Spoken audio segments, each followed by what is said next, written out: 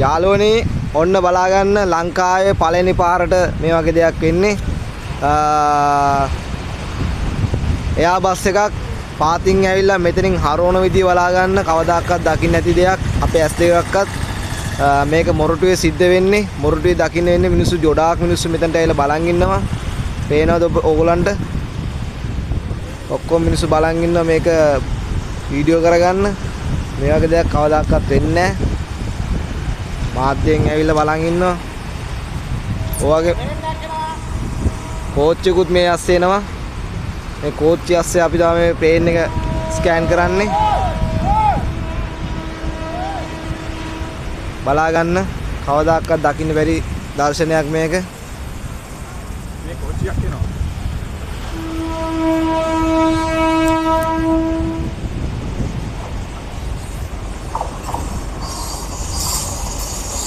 ගොඩක් මිනිස්සු මේක කැමරා කරනවා.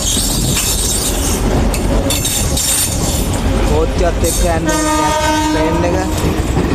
ලංකාවේ පළවෙනි වතාවට මේක යන්නේ. ඕගොල්ලන්ට පේනවා මේක.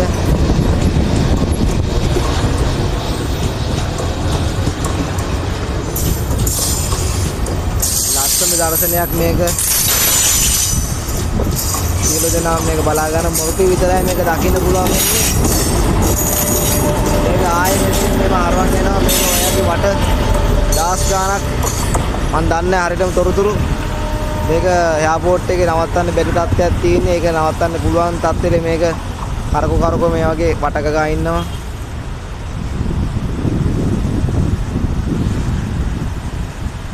ඊළඟ වීඩියෝ එකේ මම උඹලාට ගෙනත් දෙන්නම් මේකේ ඊතුරු කෑල්ල අපි බලමු.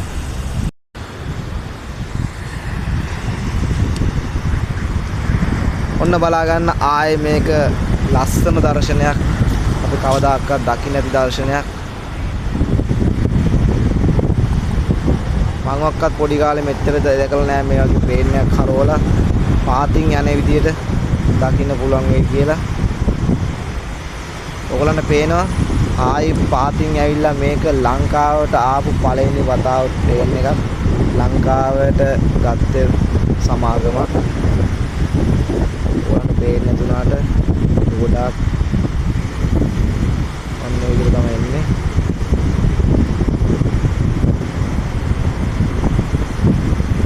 මිනිස්සු ගොඩාක් වට වෙලා ඒක බලන් ඉන්න වීඩියෝ කරනවා.